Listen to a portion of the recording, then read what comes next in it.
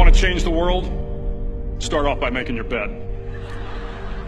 If you make your bed every morning, you will have accomplished the first task of the day. It will give you a small sense of pride, and it will encourage you to do another task, and another, and another. And by the end of the day, that one task completed will have turned into many tasks completed. Making your bed will also reinforce the fact that the little things in life matter. If you can't do the little things right, you'll never be able to do the big things right. And if by chance you have a miserable day, you will come home to a bed that is made. That you made. And a made bed gives you encouragement that tomorrow will be better. To pass SEAL training, there are a series of long swims that must be completed. One is the night swim. Before the swim, the instructors joyfully brief the students on all the species of sharks that inhabit the waters off San Clemente. They assure you, however, that no student has ever been eaten by a shark, at least not that they can remember. But you are also taught that if a shark begins to circle your position, stand your ground. Do not swim away. Do not act afraid. And if the shark, hungry for a midnight snack, darts towards you, then summons up all your strength and punch him in the snout, and he will turn and swim away. There are a lot of sharks in the world. If you hope to complete the swim, you will have to deal with them. So if you want to change the world, don't back down from the sharks.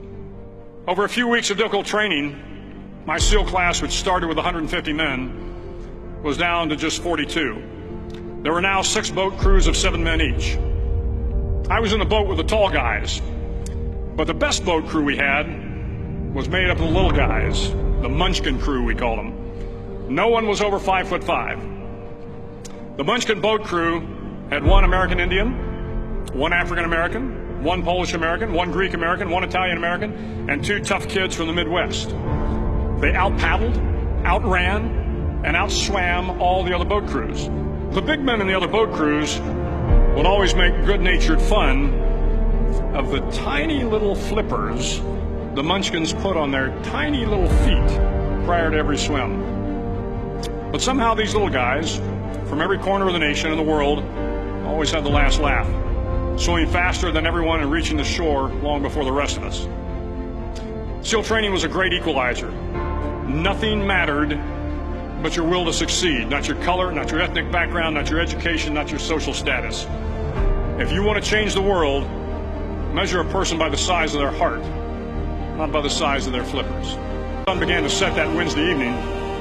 My training class, having committed some egregious infraction to rules, was ordered into the mud. The mud consumed each man till there was nothing visible but our heads. The instructors told us we could leave the mud if only 5 men would quit. Only 5 men, just 5 men, and we could get out of the oppressive cold.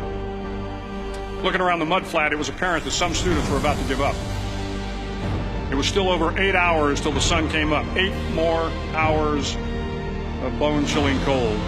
The chattering teeth and the shivering moans of the trainees were so loud, it was hard to hear anything. And then one voice began to echo through the night. One voice raised in song. The song was terribly out of tune, but sung with great enthusiasm.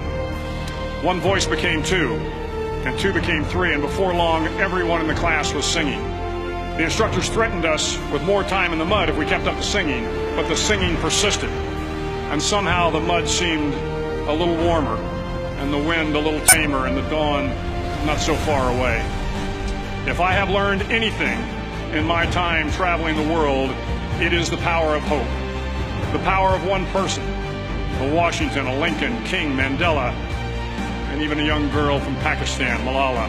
One person can change the world by giving people hope. So if you want to change the world, start each day with a task completed. Find someone to help you through life. Respect everyone. Know that life is not fair and that you will fail often. But if you take some risks, step up when the times are the toughest, face down the bullies, lift up the downtrodden, and never ever give up. If you do these things, the next generation and the generations that follow will live in a world far better than the one we have today. And what started here will indeed have changed the world for the better.